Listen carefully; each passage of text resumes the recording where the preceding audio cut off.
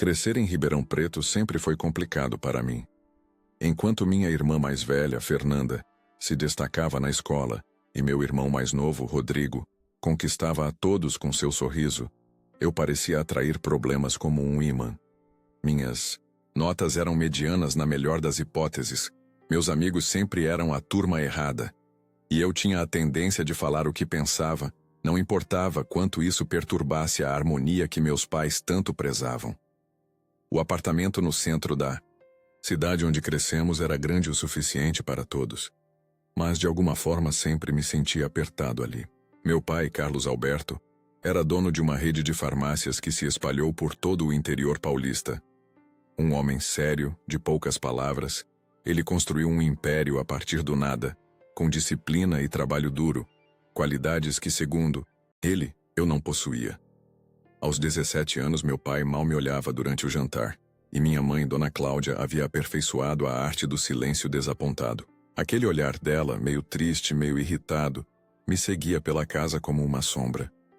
"Rafael", ela dizia, "por que você não pode ser mais como sua irmã?" A pergunta ecoava pela casa nos domingos, quando a família se reunia para o tradicional almoço. Eu nunca tinha uma resposta boa o suficiente. Os churrascos de família eram um lembrete constante do que eu não era. Sentava à mesa ouvindo sobre as conquistas dos meus irmãos. Bolsas de estudo, promoções, casas novas.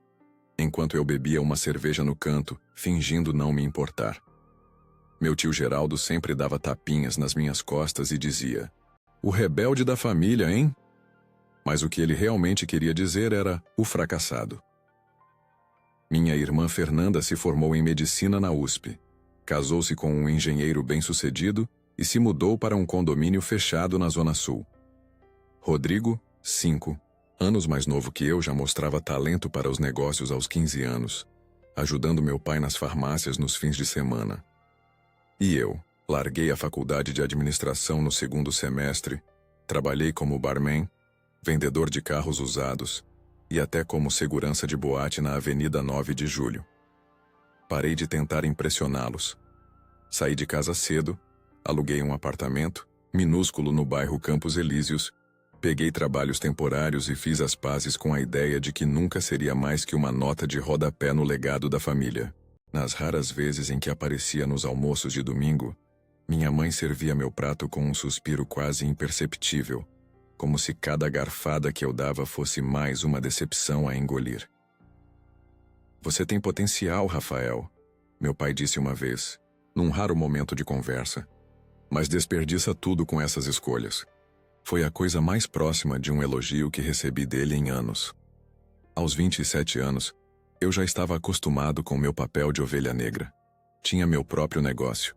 Uma pequena loja de instrumentos musicais na rua São Sebastião, que dava para pagar as contas. Não era o império farmacêutico do meu pai, mas era meu. Nos fins de semana, tocava guitarra com uma banda de rock em bares do centro. Nada grandioso, apenas o suficiente para manter vivo aquele sonho adolescente de ser músico. Ainda assim, uma parte de mim nunca deixou de se perguntar por que eu era tão diferente. Por que meu pai me olhava como se eu fosse um estranho? Por que meus irmãos não pareciam realmente me enxergar? E por que, apesar dos meus esforços, eu não conseguia me livrar do ressentimento que queimava silenciosamente no meu peito.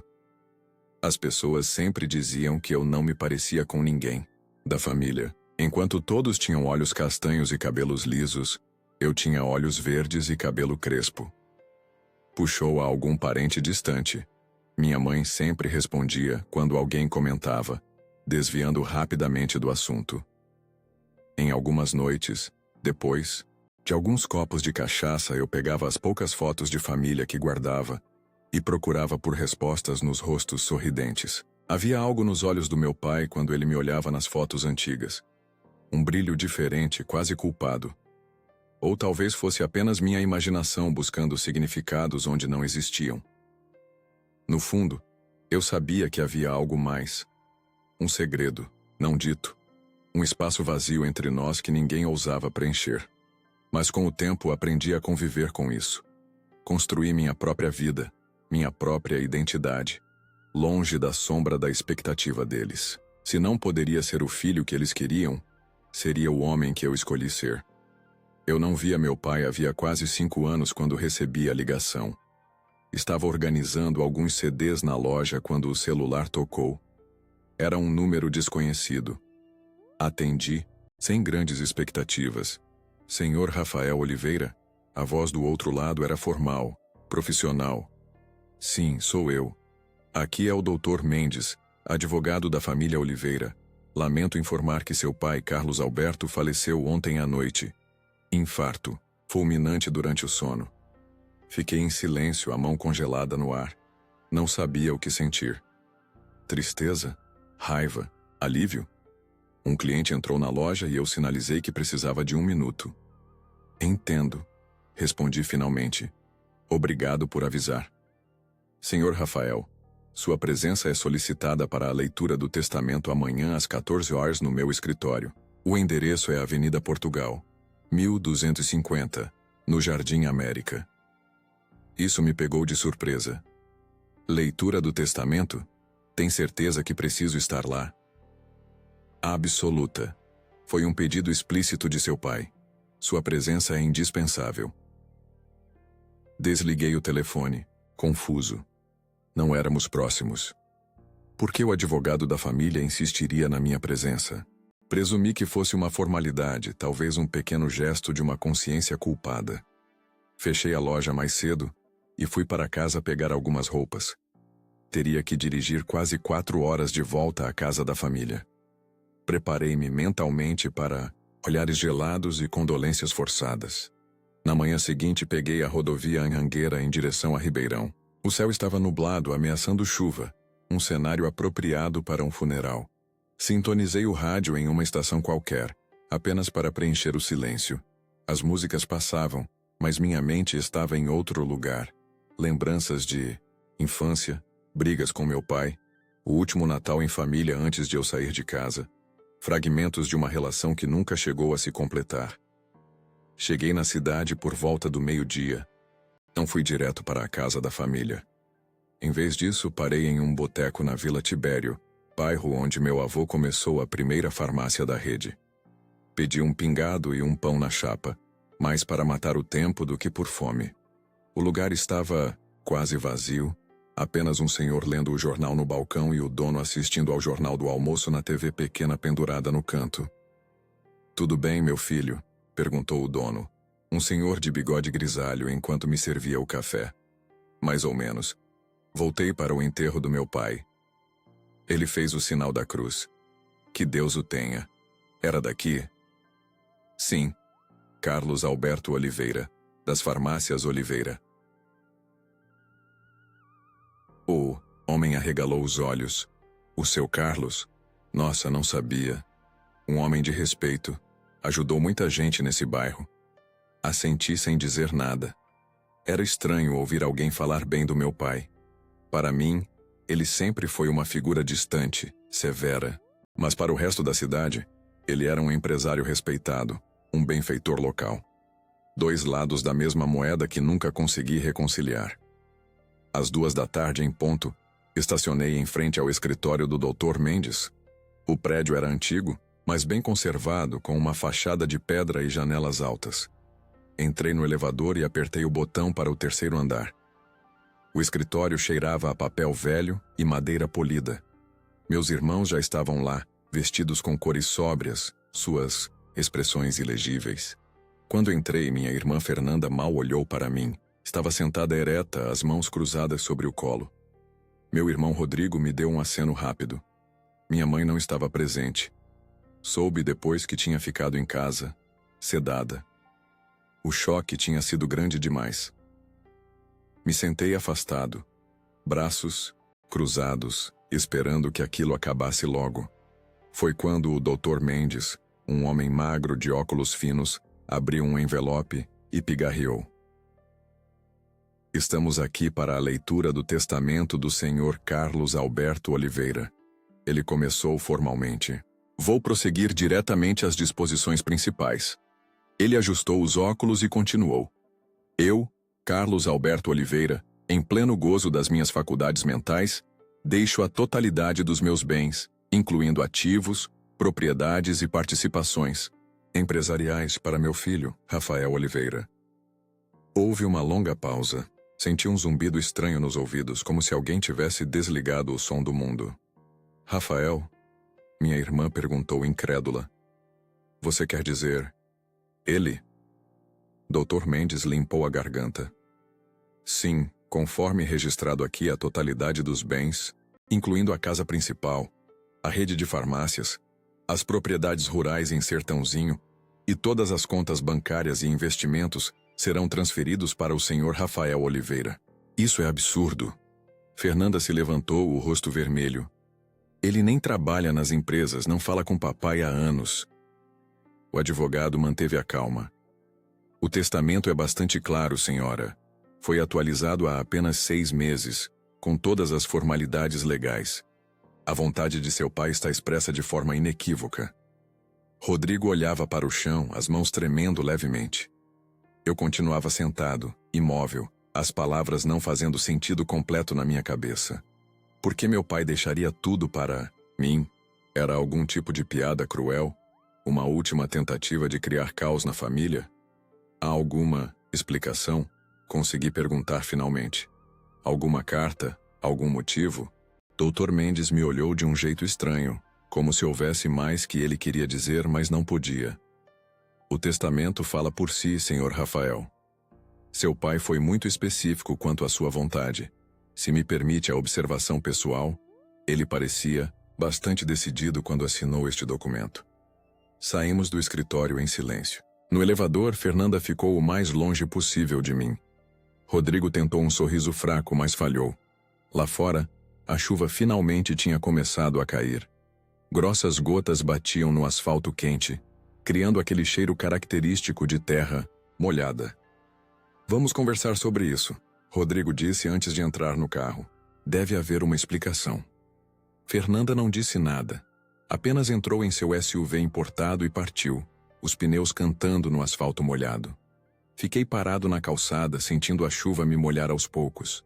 De repente, eu era dono de um império que nunca quis. E de alguma forma isso parecia a coisa mais solitária do mundo. O silêncio se quebrou em caos. Naquela noite, os 3 ficamos na mansão da família no Jardim Sumaré.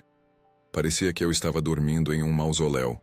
A casa, com seus móveis antigos de jacarandá e quadros a óleo nas paredes, parecia congelada no tempo. O quarto de hóspedes, onde me instalei, ainda tinha o mesmo edredom de quando eu era adolescente. Um detalhe insignificante que, por algum motivo, me incomodou profundamente.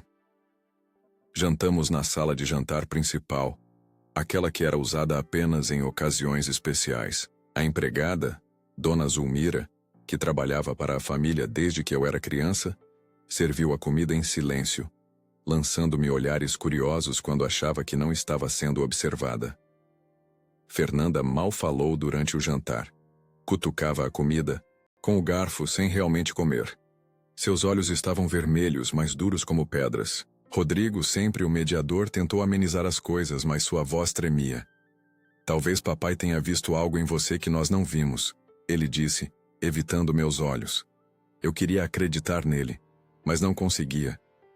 Não fazia sentido. Nosso pai tinha me dito uma vez que eu nunca seria nada na vida. Agora eu era o herdeiro? Isso é ridículo. Fernanda finalmente quebrou o silêncio. Vou contestar esse testamento, não é justo, não é natural. É um documento legal, Fernanda. Rodrigo argumentou suavemente. Dr. Mendes disse que está tudo em ordem.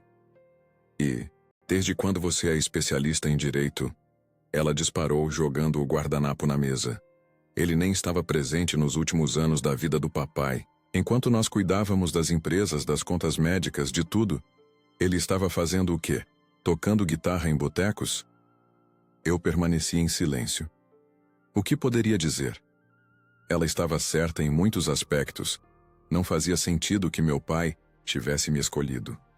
Parte de mim queria abrir mão de tudo, voltar para minha vida simples, para minha loja de instrumentos. Mas outra parte, uma parte que eu não reconhecia, queria entender o porquê. Precisava saber o que tinha motivado meu pai. Depois do jantar, fiquei horas vagando pela casa, tocando o corrimão frio, espiando quartos que não haviam mudado desde a infância. O escritório de meu pai estava intacto, sua cadeira de couro virada para a janela, como se ele tivesse acabado de sair para buscar um café. Na estante, fotos de família onde eu aparecia cada vez menos com o passar dos anos. Em cima da escrivaninha, um retrato apenas de minha mãe, jovem sorrindo em alguma praia do Nordeste. Sentei-me na cadeira dele, sentindo-me um impostor. Abri algumas gavetas, sem saber exatamente o que procurava. Papéis da empresa, extratos bancários, nada que me interessasse realmente. Algo parecia estranho. Não era apenas a herança. Era o jeito que Dr. Mendes tinha me olhado após a leitura. Como se houvesse mais que ele queria dizer, mas não podia. Na manhã seguinte, minha mãe chegou. Vestida de preto dos pés à cabeça, com óculos escuros, mesmo dentro de casa. Quando me viu na sala, parou por um instante como se não esperasse me encontrar ali. Tirou os óculos lentamente, revelando olhos inchados de tanto chorar. Rafael, ela disse, seu tom neutro, controlado. Não sabia que estaria aqui. Mamãe, respondi levantando-me para cumprimentá-la. Ela aceitou meu abraço com rigidez, como se estivesse sendo fotografada para um jornal. Soube do testamento. Ela disse sentando-se no sofá. Dona Zulmira apareceu silenciosamente com uma bandeja de café. É uma situação incomum. Eu não entendo, confessei. Por que pai faria isso? Ela tomou um gole de café, evitando meu olhar. Seu pai sempre foi um homem de decisões surpreendentes. Talvez essa seja apenas mais uma delas. Havia algo no seu tom, uma certa frieza calculada que me incomodou. Como se ela estivesse recitando um texto ensaiado. Vocês não conversaram sobre isso? Ele não mencionou nada? Seu pai e eu não conversávamos sobre muitas coisas nos últimos anos, Rafael. Ela colocou a xícara na mesa com cuidado excessivo. O casamento dele com o trabalho sempre foi mais forte que o casamento comigo. Fernanda entrou na sala nesse momento, já vestida para sair, com um tailleur preto impecável. Beijou a mãe, na testa, e ignorou minha presença completamente. Vou ao escritório, mãe. Tem alguns assuntos urgentes para resolver.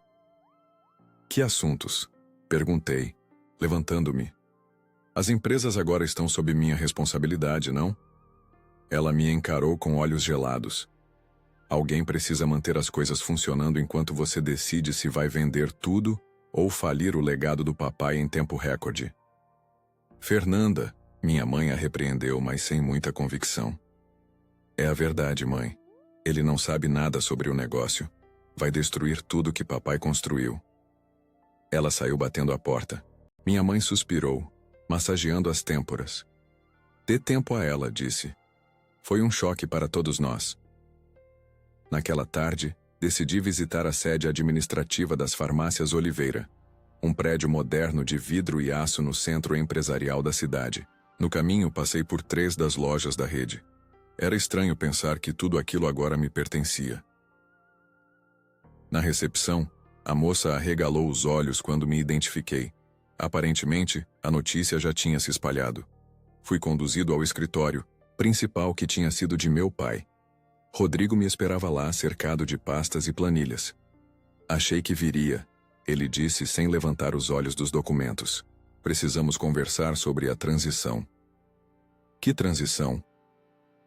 A transição de poder, Rafael. Você é o novo CEO oficialmente. Mas precisamos de um período de adaptação. Você não conhece o negócio, os fornecedores, os funcionários-chave. Sentei-me em frente a ele, subitamente exausto. Rodrigo, por que ele fez isso? Por que me escolheu? Meu irmão finalmente levantou os olhos. Parecia tão cansado quanto eu. Não sei. Honestamente, não sei. Ele não consultou ninguém, nem mesmo a mamãe. Ficamos em silêncio por um momento, cada um perdido em seus próprios pensamentos. Pela janela podia-se ver a cidade inteira, espalhando-se até onde a vista alcançava. Em algum lugar lá embaixo estava minha pequena loja de instrumentos, provavelmente fechada pelo 3º dia consecutivo. Tem algo estranho nisso tudo, falei finalmente. Não é apenas a herança, é como se houvesse um segredo por trás disso. Rodrigo franziu a testa. Que tipo de segredo? Não sei, mas você não acha estranho? Depois de anos me tratando como um desapontamento, de repente ele me deixa tudo? Deve haver algo mais. Meu irmão olhou para os lados como se verificasse se estávamos sozinhos. Tem uma coisa, ele disse baixinho. Na semana passada, antes do infarto, papai me chamou aqui. Ele parecia nervoso, ansioso, disse que precisava consertar algo, um erro antigo. Pensei que estivesse falando de algum problema na empresa, mas agora... Agora você acha que ele estava falando do testamento? Talvez. Ou talvez de algo maior. Algo que o testamento é apenas uma parte. Naquela noite voltei para a mansão com uma sensação estranha no estômago. Algo não se encaixava. Não era apenas a herança. Era a forma como todos estavam reagindo a ela. Como se houvesse camadas e mais camadas de segredos não ditos. Deitado na cama que um dia tinha sido minha, olhando para o teto onde ainda havia adesivos de estrelas que brilhavam no escuro, fiz uma promessa a mim mesmo. Descobriria a verdade. Não importava o quanto doesse. 2 dias depois encontrei. Estava verificando documentos no escritório do meu pai na mansão, quando notei algo estranho na escrivaninha antiga de madeira maciça. A gaveta central tinha um fundo que parecia mais raso que as laterais. Passei os dedos pelo interior e senti uma pequena saliência. Pressionei e ouvi um clique. Um compartimento secreto. Dentro havia um envelope amarelado endereçado a mim, na caligrafia inconfundível do meu pai. Aquela letra cursiva forte, quase agressiva, que eu conhecia bem dos bilhetes que ele deixava na geladeira durante minha adolescência. Reunião da escola hoje. Volto tarde, não me espere. Converse com sua mãe sobre suas notas. Minhas mãos tremiam enquanto abria o envelope. O papel era fino, como se tivesse sido manuseado muitas vezes antes de ser guardado. Ali, o conteúdo era curto, mas suficiente para mudar o chão sob meus pés. Rafael, se estiver lendo isto, então a verdade finalmente está onde deveria estar. Você sempre se perguntou por que era diferente. A resposta é simples. Você não é filho da Cláudia. Ela nunca me perdoou pelo caso. Mas você foi a melhor coisa que surgiu do meu pior erro. Tentei manter distância para protegê-lo. Dela, deles. Mas você sempre foi meu filho, e agora tudo que construí é seu. Seu nome verdadeiro seria Gabriel. Foi o nome que sua mãe biológica escolheu. Mas quando você chegou, Cláudia insistiu em Rafael. Era o nome do pai dela. Acho que era sua forma de tentar aceitar a situação. Sua mãe biológica se chamava Helena. Era professora de piano no Conservatório Municipal. Foi minha aluna quando jovem e depois, quando nos reencontramos, as coisas simplesmente aconteceram. Ela morreu no parto. Complicações, disseram os médicos. Nunca me perdoei por não estar lá. A família dela nunca soube de você. Era o que ela queria. Proteger todos de um escândalo, de julgamentos.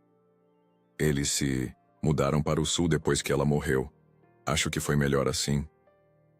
Cláudia aceitou criá-lo como nosso filho, mas o ressentimento sempre esteve lá, escondido nos cantos da nossa casa, nos silêncios durante o jantar, na forma como ela olhava para você. Tento não culpá-la. Não era justo o que pedi. Sei que fui um pai ausente e distante. Tentei compensar isso sendo rigoroso, exigente. Achava que assim estava te preparando para um mundo que seria ainda mais duro com você.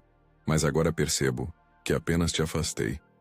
O medo de me aproximar e que Cláudia interpretasse como favoritismo, bem, isso me paralisou. Já estava doente há algum tempo quando decidi mudar meu testamento. Os médicos me deram 6 meses no máximo. Não contei a ninguém. Não queria a piedade, os olhares de lado, os cochichos. Você sabe como detesto fraqueza. Deixo tudo para você porque é o justo. Fernanda e Rodrigo tiveram aquilo que você nunca teve. Uma família completa, meu tempo, minha atenção. Eles terão que entender isso algum dia. Em uma pasta no cofre atrás do quadro da sala, a senha é sua data de nascimento, há documentos sobre Helena, algumas fotos, cartas que trocamos e o certificado original de nascimento com seu verdadeiro nome. Achei que você gostaria de saber mais sobre ela. Não tenho direito de pedir perdão, mas espero que um dia você entenda que, à minha maneira torta e insuficiente, eu tentei te amar. Seu pai, Carlos Alberto. A carta caiu no chão. Cambaleei para trás, sem fôlego. Minha mãe não era minha mãe. Meus irmãos não eram completamente meus irmãos. Todos aqueles anos sendo o estranho da família, não era imaginação. Era sangue. A mentira tinha moldado toda a minha existência. Sentei na cadeira do meu pai, a carta ainda no chão como uma bomba que tinha acabado de explodir, espalhando estilhaços de verdade por toda parte. De repente, muitas coisas faziam sentido. Os olhares estranhos da minha mãe, não de Cláudia, quando eu era criança. A distância do meu pai, alternando entre frieza e uma proteção quase obsessiva. As diferenças físicas sutis que sempre atribuíram a algum parente distante. Minha cabeça girava com revelações. Helena. Minha mãe se chamava Helena. Ela tocava piano. Morreu me dando à luz. Meu nome deveria ser Gabriel. Gabriel. Repeti o nome algumas vezes como se estivesse experimentando uma roupa nova. Não parecia certo. Não parecia eu. Depois de 30 anos sendo Rafael, não conseguia me imaginar como outra pessoa. Peguei a carta do chão e li novamente, procurando mais detalhes, mais pistas sobre esta mulher que me deu a luz e que eu nunca conheceria. Professora de piano no Conservatório Municipal. Poderia haver registros, colegas que a conheceram, alunos que tiveram aulas com ela. E havia fotos e cartas no cofre, segundo meu pai. Levantei-me e fui até a sala principal. O quadro que escondia o cofre era um óleo sobre tela retratando a fazenda da família em Sertãozinho, onde meu avô paterno tinha começado sua vida antes de se mudar para a cidade. Retirei o quadro com cuidado e revelei o cofre embutido na parede. Digitei minha data de nascimento. Ingo 6, 1988. O cofre abriu com um clique metálico. Dentro havia várias pastas organizadas meticulosamente. Meu pai sempre foi obsessivo com ordem. Uma delas, menor que as outras, tinha apenas um nome escrito à mão: Helena. Peguei-a com cuidado como se fosse um objeto sagrado. De certa forma, era. Voltei ao escritório e coloquei a pasta na mesa. Hesitei antes de abri-la. Uma vez que visse aquelas fotos, que lesse aquelas cartas, não haveria volta. A imagem que tinha da minha família, da minha origem, mudaria para sempre. Mas já tinha ido longe demais para recuar. A primeira foto mostrava uma mulher jovem, talvez com 20 e poucos anos, sentada ao piano. Tinha cabelos cacheados escuros e olhos claros, verdes como os meus. Sorria para a câmera com uma expressão serena, quase tímida. No verso, uma data. Helena Conservatório, 1987.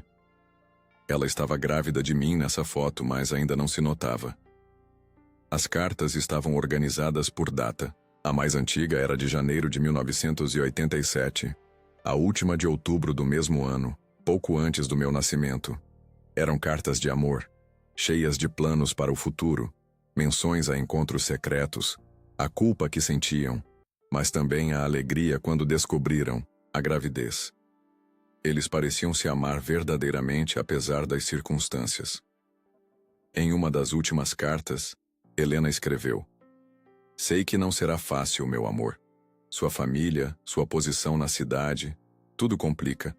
Mas quando sinto nosso filho mexer dentro de mim, tenho certeza que vale a pena. Ele será forte como você e sonhador como eu. Vamos chamá-lo Gabriel, como conversamos. Gabriel, o mensageiro, aquele que traz notícias. E que notícia mais bonita poderia haver que o amor, mesmo nascido nas circunstâncias mais improváveis? Não se preocupe comigo, estou bem, apenas cansada. O médico disse que é normal nesta fase. Mais 2 meses e teremos nosso pequeno Gabriel nos braços. Ela nunca chegou a me segurar. Morreu antes disso. E meu pai, por acordo ou imposição, Me entregou para ser criado por sua esposa legítima, como filho do casal. O certificado de nascimento original estava lá também. Gabriel Araújo Oliveira, nascido em 15 de novembro de 1988, filho de Carlos Alberto Oliveira e Helena Araújo. Havia também um segundo certificado, emitido dias depois, onde constava Rafael Oliveira, filho de Carlos Alberto e Cláudia Oliveira, minha identidade original, apagada com um carimbo oficial. Fiquei ali por horas, mergulhado nas memórias de pessoas que mal conheci ou que conheci sob falsas premissas. O sol já estava se pondo quando ouvi a porta da frente se abrir. Vozes familiares ecoaram pelo corredor. Minha mãe e Fernanda voltando de algum compromisso. Coloquei tudo de volta na pasta rapidamente, menos a carta do meu pai. Aquela eu dobrei e guardei no bolso. Era hora de confrontá-los com a verdade. Esperei até o café da manhã.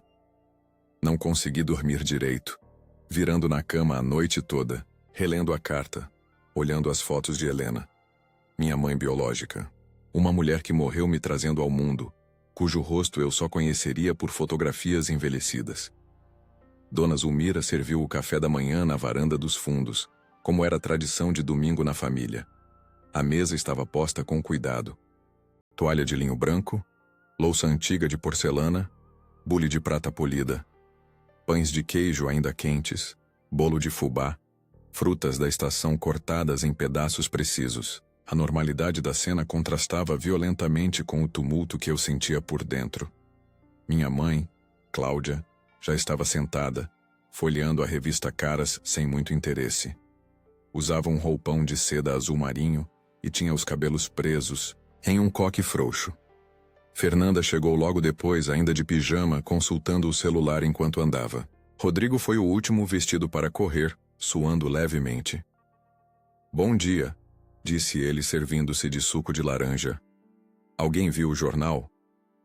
"Está com seu pai", respondeu Cláudia automaticamente, e então parou, percebendo o erro. Um silêncio, constrangido, caiu sobre a mesa. Eu me servi de café, observando-os. Era estranho olhar para estas pessoas agora conhecendo a verdade. Buscava sinais, pistas que eu poderia ter percebido antes. O modo como Cláudia evitava me olhar diretamente. A leve semelhança entre Fernanda e Rodrigo que eu nunca compartilhei. Coloquei a carta sobre a mesa bem no centro, entre a cesta de pães e a manteiga. Cláudia foi a primeira a notar.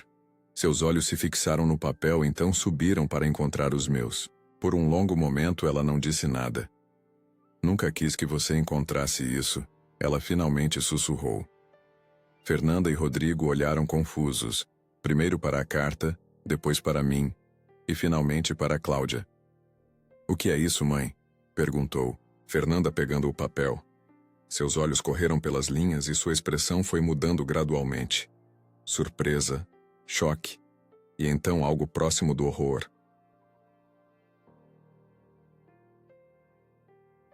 Isso é verdade?" Rodrigo tomou a carta das mãos dela e leu rapidamente. Ficou pálido, visivelmente abalado. "Então é por isso? O testamento." "Você não é nosso irmão?", perguntou Fernanda, sua voz oscilando entre raiva e confusão. "Meio-irmão", corrigi minha voz amarga. E ela sabia o tempo todo. Apontei para Cláudia, que permanecia estranhamente calma, como se tivesse se preparado para este momento por décadas. Cláudia se levantou lentamente, a boca tensa. "Foi um erro", disse. "Um erro com o qual tive que viver. Um erro que seu pai tentou compensar à sua maneira. Você acha que essa carta o absolve? Você sempre foi um lembrete da traição dele." A sala caiu em silêncio novamente. O canto dos pássaros no jardim parecia surreal em contraste com a tensão que pairava entre nós. "Por quê?", perguntei finalmente. "Por que concordar em me criar se me odiava tanto?" "Eu não te odiava", ela respondeu após uma pausa. "Odiei o que você representava. A humilhação. As fofocas que tive que engolir durante anos. Aquele menino não se parece com ninguém da família." diziam as pessoas no clube. Como você acha que eu me sentia? E papai? Perguntou Rodrigo. Por que ele nunca nos contou? Seu pai vivia em função das aparências, respondeu Cláudia, servindo-se mais café com uma calma estudada. O grande Carlos Alberto Oliveira não podia ter um filho bastardo espalhado pela cidade. Seria um escândalo. Sua preciosa reputação estaria arruinada. Ele podia ter escolhido ficar com ela, falei, com Helena. O nome provocou uma reação imediata em Cláudia. Seus olhos se estreitaram e ela apertou a xícara com tanta força que pensei que quebraria. Helena. Ela repetiu o nome como se fosse uma palavra obscena. A frágil e talentosa Helena, tão jovem, tão especial. Você não faz ideia de como foi. Ele voltou para casa um dia e simplesmente anunciou que tinha um filho com outra mulher, que ela havia morrido, e que o bebê viria morar conosco, como nosso filho.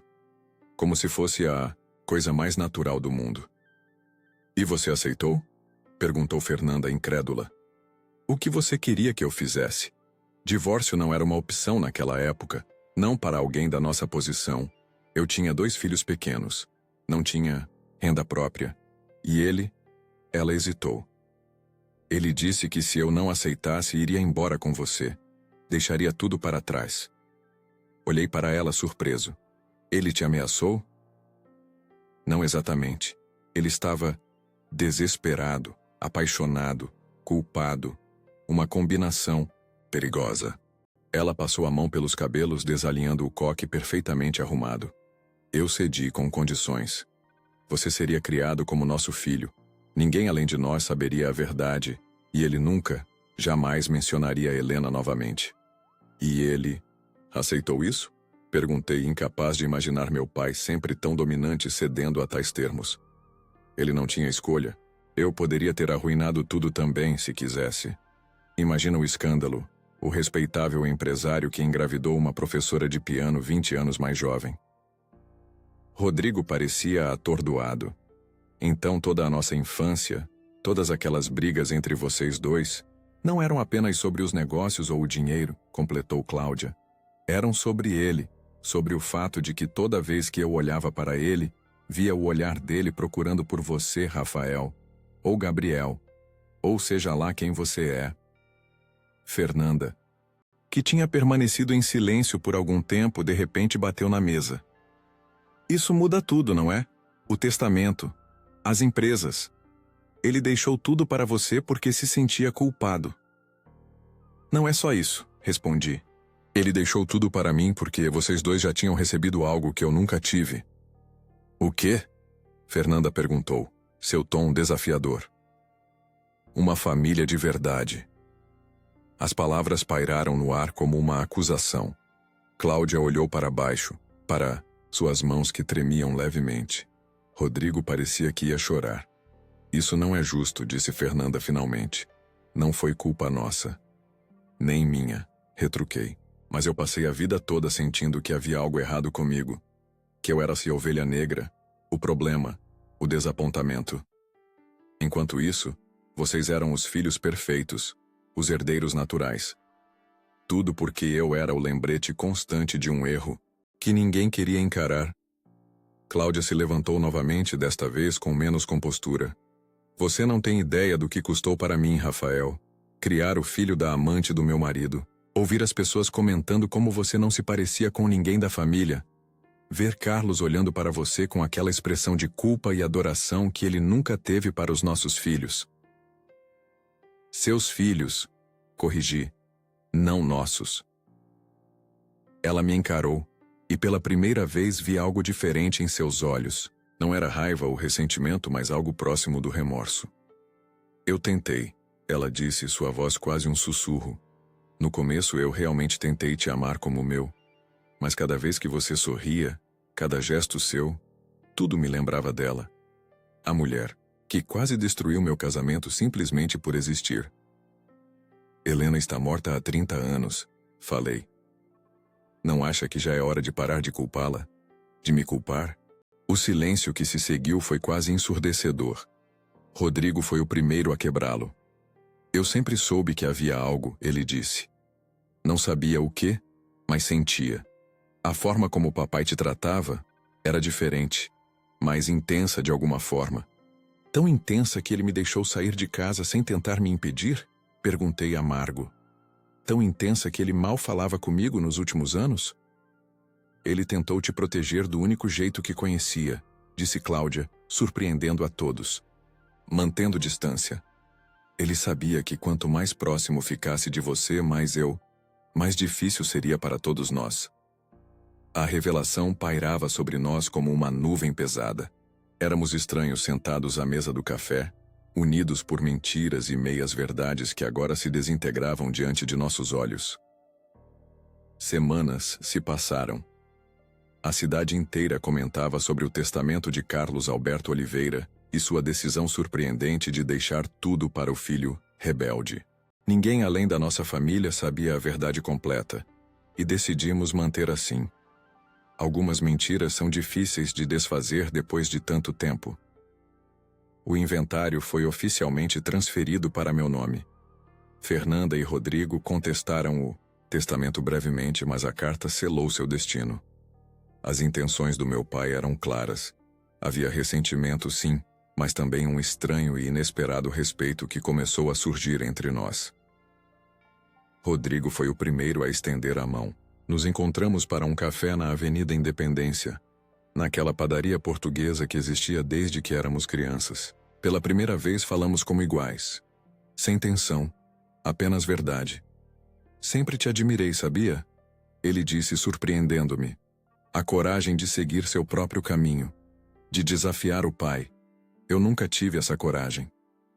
Não era coragem, respondi. Era sobrevivência. Eu sabia que nunca seria o filho que ele queria. E agora descobrimos que era exatamente o filho que ele queria. Rodrigo sorriu com tristeza. Irônico, não? Conversamos por horas. Sobre nossa infância, sobre o império empresarial que agora era minha responsabilidade, sobre o futuro. Quando nos despedimos, ele me abraçou. Um abraço genuíno, sem reservas. Meio irmão ou não, você sempre será meu irmão, ele disse. Algo dentro de mim, algo que estava quebrado há muito tempo, começou lentamente a se curar. Fernanda demorou mais. Seu orgulho era maior, sua decepção mais profunda. Mas 2 semanas após o confronto, ela apareceu na mansão sem avisar. Encontrei-a no Jardim dos Fundos, observando o ipê amarelo que nosso pai tinha plantado quando compramos a casa. Vai derrubar? Ela perguntou sem se virar. Por que eu faria isso? Porque pode, porque agora tudo é seu. Fiquei ao lado dela, observando as flores amarelas que cobriam os galhos. Não penso assim. Esta casa, tudo isso, são só coisas. Coisas que valem milhões. Ela rebateu, mas sem a hostilidade habitual. Estou pensando em transformar a casa em uma fundação, falei. Um conservatório de música, em homenagem a Helena. Fernanda virou-se para mim surpresa. Um conservatório? Ela era professora de piano. Parece apropriado. Ficamos em silêncio por um momento. Um beija-flor pairava sobre as flores do jardim, suas asas batendo tão rápido que eram apenas um borrão. Preciso te mostrar uma coisa, disse Fernanda finalmente. Ela tirou o celular do bolso e mostrou uma foto antiga. Uma menina de uns 5 anos sentada ao piano, com um homem ao lado. Meu pai, muito mais jovem. Encontrei nos álbuns antigos da mamãe. Olha a data. A foto era de 1986, um ano antes do meu nascimento. O homem na foto era definitivamente meu pai, e a menina devia ser Fernanda. Eu tinha aulas de piano no conservatório. Ela explicou. Detestava, na verdade. Mas papai insistia. Agora entendo por quê. Helena, murmurei. Deve ter sido assim que eles se conheceram. Ele me levava para as aulas 2 vezes por semana. A realização me atingiu como um soco. Meu pai não tinha apenas traído sua família. Tinha usado sua própria filha como desculpa para ver a amante. A complexidade do homem que ele foi me deixou tonto. Sinto muito, Falei sem saber exatamente pelo que estava me desculpando. Não é sua culpa, respondeu Fernanda. E pela primeira vez desde que descobrimos a verdade, ela sorriu para mim. Um sorriso pequeno, hesitante, mas real. Mantive a loja de instrumentos. Contratei um gerente para cuidar do dia a dia, mas ainda aparecia para ajudar nos fins de semana. Era meu refúgio quando o peso das empresas Oliveira se tornava opressivo. No escritório central, trabalhava lado a lado com Rodrigo, aprendendo os detalhes do negócio que agora era meu. Fernanda decidiu seguir seu próprio caminho. Abriu uma clínica pediátrica no bairro Sumarizinho, algo que sempre quisera fazer, mas nunca teve coragem enquanto nosso pai estava vivo. Cláudia se mudou para um apartamento no Jardim Botânico. Muitas memórias foi tudo o que disse quando anunciou sua decisão. Antes de partir, ela me entregou uma caixa de sapatos cheia de fotos minhas de quando era bebê e criança pequena. Guardei todas, ela disse, mesmo quando doía olhar para elas. Nossa relação continuava complicada. Décadas de ressentimento não desaparecem da noite para o dia, mas havia um novo respeito entre nós. Um reconhecimento silencioso de que ambos tínhamos sido vítimas das escolhas de outras pessoas. Reformei a casa. Trouxe luz para cômodos antigos. Mandei remover alguns móveis pesados e escuros que sempre fizeram o lugar parecer um mausoléu. Pintei as paredes em cores claras, substituí as cortinas pesadas por persianas que deixavam entrar o sol da manhã. Um dos primeiros cômodos que transformei foi o quarto que seria o meu. O quarto de hóspedes onde fiquei naqueles primeiros dias depois da morte do meu pai. Transformei-o em um pequeno estúdio de música, com minha guitarra e um piano de cauda que comprei especialmente para o espaço. Às vezes, tarde da noite, eu sentava naquele piano e tentava imaginar Helena tocando. Meus dedos, que nunca aprenderam formalmente, tateavam as teclas procurando alguma conexão com a mulher que me deu a luz. Numa dessas noites, Rodrigo me encontrou lá. Ele entrou silenciosamente e ficou ouvindo minhas tentativas desajeitadas de tirar uma melodia. Nunca é tarde para aprender, ele disse, assustando-me. Estou velho demais para começar do zero. Ele sorriu. Papai começou a estudar violão aos 40. Não sabia? Eu não sabia. Havia tantas coisas sobre meu pai que eu nunca soube, que nunca saberia. 3 meses depois de encontrar a carta, visitei o cemitério municipal. Helena estava enterrada lá, em um túmulo simples com apenas seu nome e as datas. Meu pai tinha cuidado disso também, pagando pela manutenção perpétua do local.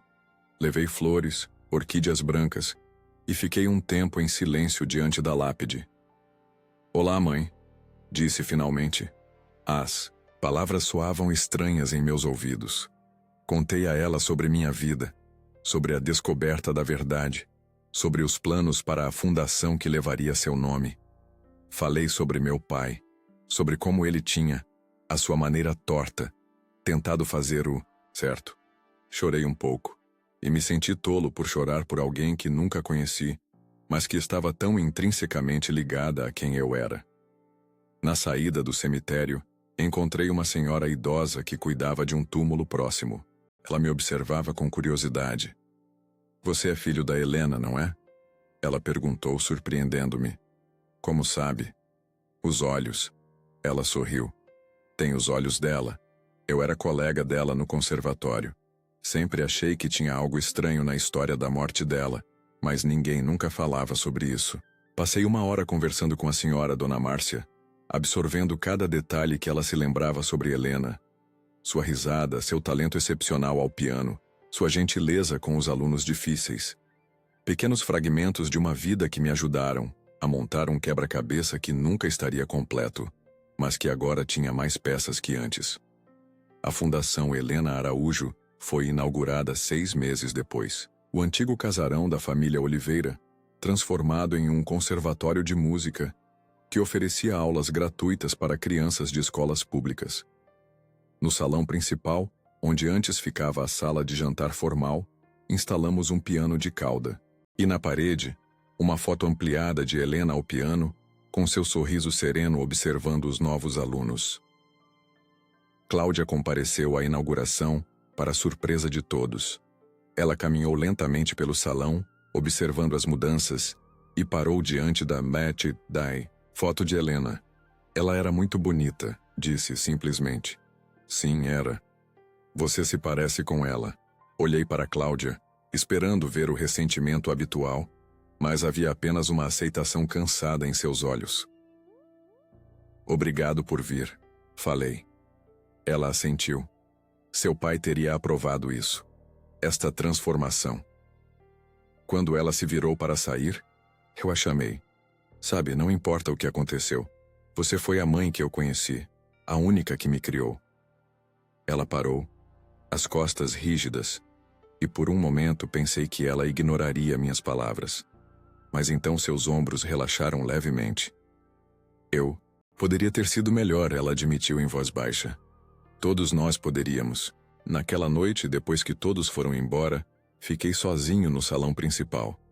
Sentei-me ao piano e toquei as poucas notas que havia aprendido nas últimas semanas. O início de Fiorelise, a música que, segundo Dona Márcia, era a favorita de Helena. Eu não era mais apenas o filho problema, nem apenas o herdeiro surpresa. Eu era Rafael, ou Gabriel se preferirem, filho de Helena e Carlos Alberto, criado por Cláudia. Meio-irmão de Fernanda e Rodrigo. Não apenas uma nota de rodapé no legado da família, mas um capítulo inteiro inesperado e agora finalmente reconhecido. Olhei pela janela para o jardim iluminado pela lua, para o ipê amarelo que meu pai havia plantado décadas atrás, suas raízes profundas, suas flores brilhantes, tão diferente das outras árvores do jardim, mas pertencendo inequivocamente àquele espaço, como eu.